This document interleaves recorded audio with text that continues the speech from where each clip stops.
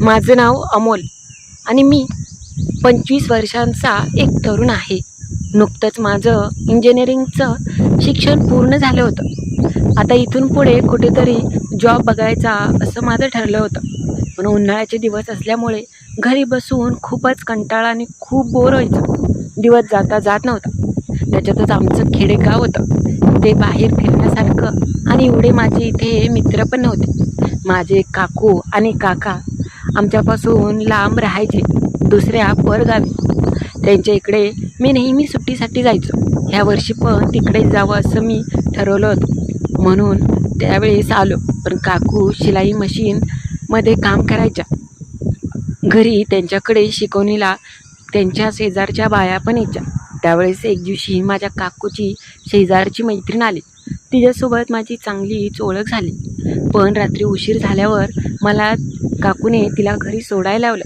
ज्यावेळेस मी घरी गेलो त्यावेळेस तिच्यासोबत नक्की काय केलं ती म्हटली, बाई गं, तू तर मला साधा भोळा वाटत होता, पण तू मात्र खूपच पुढचा निघाला. तिला मी कसा आनंद दिला आणि नंतर आमच्यात रोज काय घडत गेलं तीच कथा आणि तो प्रसंग आज मी तुम्हाला सांगणार आहे. पण त्याच्या आधी जर तुम्ही नवीन असाल आणि अजूनपर्यंत आपल्या या चॅनलला लाईक सबस्क्राईब केलं नसेल तर आता लगेच करून घ्या. चला तर मग कथेला सुरुवात करू. नमस्कार प्रिय मित्रांनो, माझं नाव सचिन आहे. मी 25 वर्षांचा. नुकतंच माझं कॉलेज पूर्ण होऊन काही दिवस झाले होते. घरची परिस्थिती एवढी काही चांगली नव्हती, त्या मानाने बरीच होती म्हणायचं. शेतीवाडी होती पण सगळी पावसावर अवलंबून होती. माझा काका नोकरीला होते आणि ते आमच्यापासून लांब राहायचे. काकूचा स्वभाव खूपच मनमिळाऊ होता. त्या मला स्वतःच्या मुलाप्रमाणे जपायच्या. नेहमी आमचं फोनवर बोलणं चालणं होत असायचं. सणावाराला काका काकू आमच्यासोबत घरी येत असायचे. माझं पूर्ण शिक्षण झालं होतं. त्यावेळेस मला घरी अजिबात दम निघायचं नाही. दिवसभर मित्रांसोबत मी इकडे तिकडे पोहायला किंवा फिरायला जायचो. त्यामुळे माझ्या पण घरातले खूपच वैतागायचे आणि नेहमीच घरी आल्यावर वडील असो किंवा आमच्या घरातले माझे आजोबा असो नेहमी मला रागवायचे आणि मला ओरडायचे. घरी तर मला अजिबात थांबू वाटत नव्हतं. एकतर काही दिवस मी हॉस्टेलला होतो आणि घरी आल्यावर अजिबात घरी थांबत नाही. सारखं इकडं फिर तिकडं फिर असं करतो, म्हणून घरचे पण मला राग करायचे. म्हणून मग मी घरी थांबत नव्हतो. माझी मोठी बहीण होती, ती शहरात असायची. तिचं लग्न झालं होतं. तिच्याकडे मी काही दिवस गेलो, पण मला तिथे पण अजिबात मन लागत नव्हतं. म्हणून मग मी माझ्या काकूकडे सुट्टीसाठी आलो होतो. मला पाहून त्या खूप आनंदी झाल्या. काकू तशा घरीच असायच्या.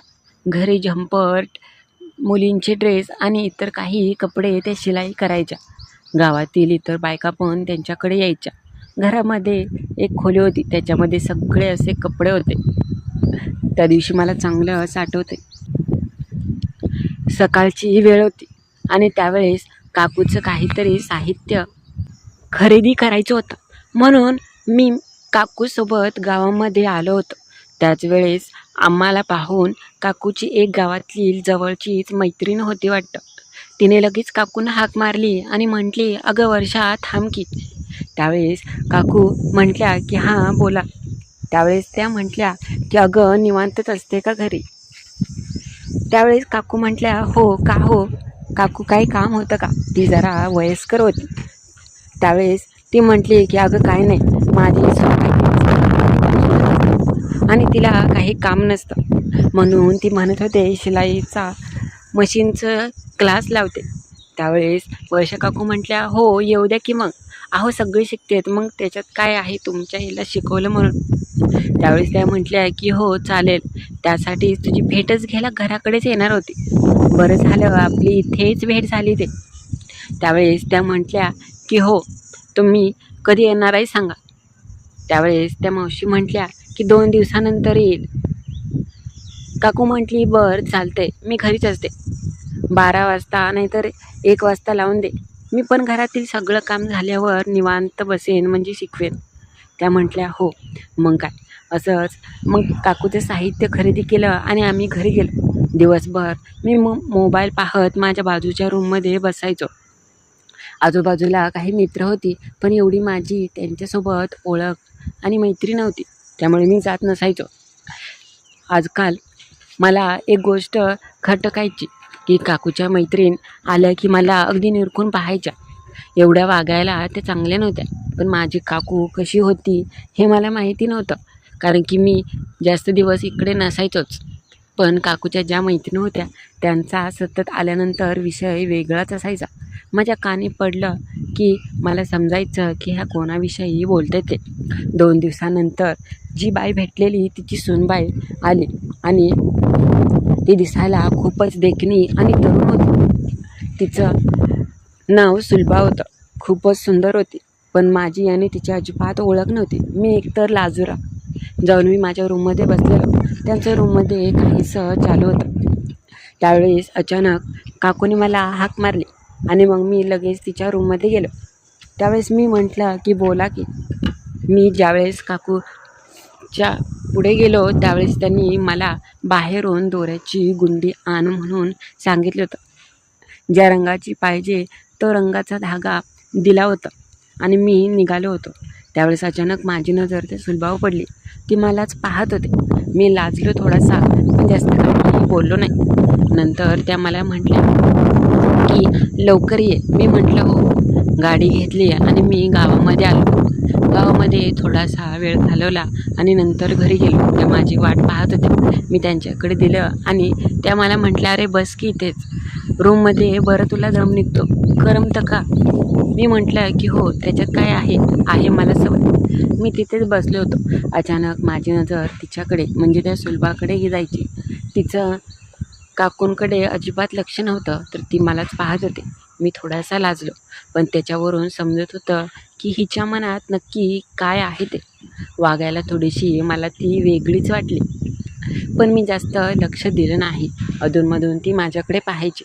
आमची नजरानजर व्हायची, मात्र अबोलच सगळं. आम्ही काही बोलू शकत नव्हतो. अधूनमधून ती मला काहीतरी बोलण्याचा प्रयत्न करायची आणि मी थोडक्यातच उत्तर द्यायचो. नंतर मी माझ्या बाजूच्या रूममध्ये जाऊन बसलो.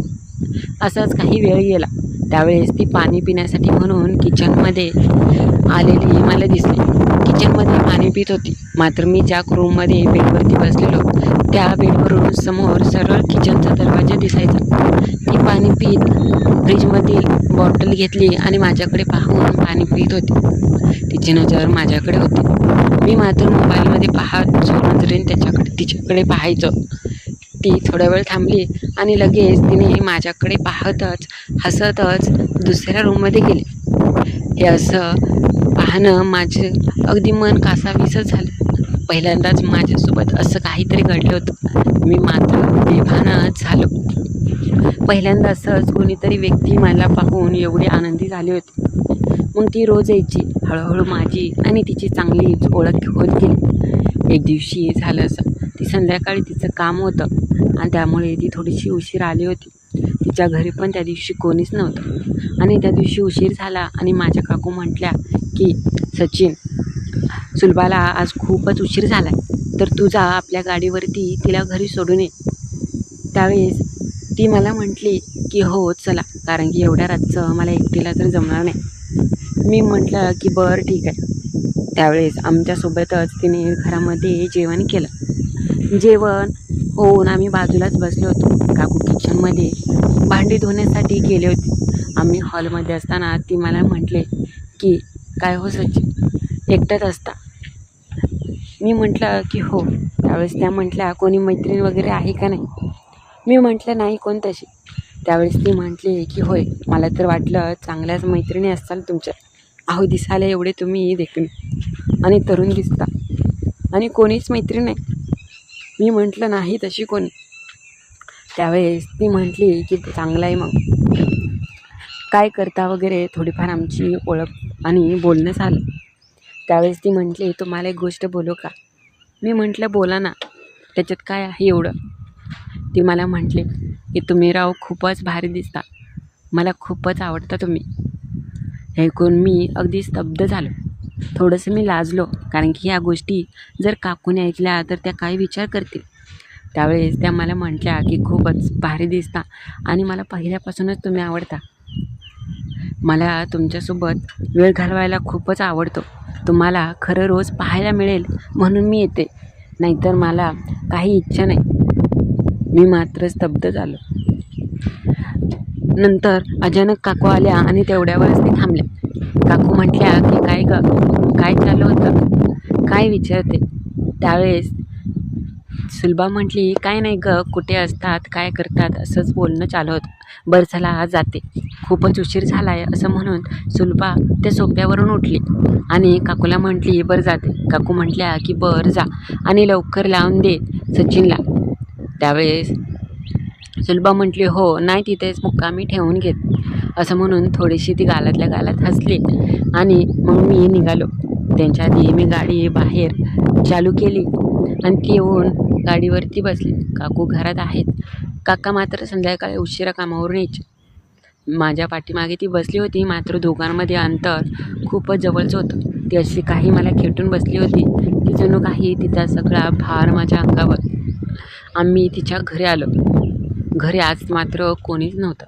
तिने मला घरात यायला सांगितलं. मी म्हटलं की उशीर होईल. त्यावेळेस ती म्हटली जाऊ दे, नको काही काळजी करू, येतो, नाही तुझी कोण ओरडत, काका काकू सारखं काकू काकू करत असतो, असं म्हणून तिने मला घरात बसायला सांगितलं. तिचं घर तर खूपच चांगलं होतं. मी बसलो होतो. थोड्या वेळाने ती पाणी घेऊन आली. आम्ही येताना जेवण केलं होतं, मात्र आता जेवणार नव्हतं. त्यावेळेस ती म्हटली काय करू का चहा. मी म्हटलं नको नको, आता जेवण केलं आणि कशाला उगाच. मग असंच बोलत होतो. त्यावेळेस ती मला म्हटली तुला तर मी म्हटले ना, मला तू खूप आवडतो, पण माझी एक इच्छा पूर्ण करशील का. मी म्हटलं कोणती इच्छा. त्यावेळेस ती मला म्हटली आता कोणती इच्छा म्हटल्यावर काय म्हणू मी तुला. अरे त्यावेळेस मी म्हटलं मला माहीत आहे तुम्हाला काय पाहिजे, पण ह्या गोष्टी कुणाला कळणार नाहीत ना. त्या म्हटल्या की ह्या गोष्टी कशाला कुणाला कळतील, आपल्या दोघातच राहतील. मग मी पण लगेच तयार झालो. त्या म्हटल्या की थोडा वेळ बस, लगेच मी येते. त्या रूममध्ये त्यांच्या खोलीत गेल्या. मी बाहेरच वाट पाहत होतो. थोड्या वेळाने त्या आल्या आणि मी पाहतच बसलो. त्यांनी त्यांचे केस रिकामी सोडले होते आणि गाऊन घातला होता, जो खूपच सिल्क होता. त्याच्यामधून त्यांचे सौंदर्य अगदी स्पष्टच आणि निथळ दिसत होतं. पाहूनच मी वेडापिसा झालो. एवढं सौंदर्य मी आजपर्यंत कोणाचंच पाहिलं नव्हतं. ते येऊन माझ्या शेजारी थांबल्या आणि म्हटल्या की कशी दिसते मी. मी अगदी पाहून डोळ्यांनी सुख घेत होतो. म्हटलं आजपर्यंत मी असं कधीच पाहिलं नाही, अशा तुम्ही खूपच कमालीच्या दिसतात. त्या मला म्हटल्या की मग नुसता बसणारच आहे की आनंद पण घेणार आहे. मग मी लगेच तयार झालो.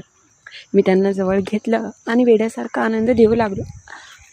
त्यावेळेस माझे दात लागताच त्या म्हटल्या की आऊ, अरे जरा दमाने, तुझे दात लागतेत. मी म्हटलं बरं. माझे ओठ जसे फिरत होते तसा आनंद मिळत होता.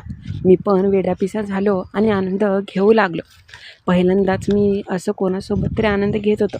मी त्यांना चांगलं सुख देऊ लागलो. त्यांचा चेहरा अगदी पाहण्यासारखा झाला होता. आम्ही दोघं त्या घरामध्येच वेडपिसा होऊन आनंद घेऊ लागलो. कशातच भान उरलं नव्हतं. काकूची ती मैत्रीण आता माझी चांगलीच सोबतीन झाली होती. वेगवेगळ्या पद्धतीत त्या काही वेळामध्ये मी तिला चांगलं सुख दिलं आणि तिला खूपच आनंद मिळाला. बरेच वेळ आम्ही तिला आनंद घेतला. संध्याकाळी उशीर झाल्यावर मी म्हटलं आता जातो, नाहीतर घरची वाट बघत असतील. त्या म्हटल्या हो. तशी तर माझी तिथून जाण्याची इच्छा नव्हती, पण मी घराकडे आलो. उशीर का झाला असं काकूने विचारल्यावर मी म्हटलं की गाडी खराब झाली होती, त्यामुळे उशीर झाला. पण पुढच्या पार्टमध्ये मी सविस्तर आणि सगळी नीटनेटकी कथा कसा आम्ही तिच्यासोबत आनंद घेतला ती सांगणार आहे. पण त्याच्या आधी जर नवीन असाल आणि चॅनलला लाईक सबस्क्राईब नसेल केलं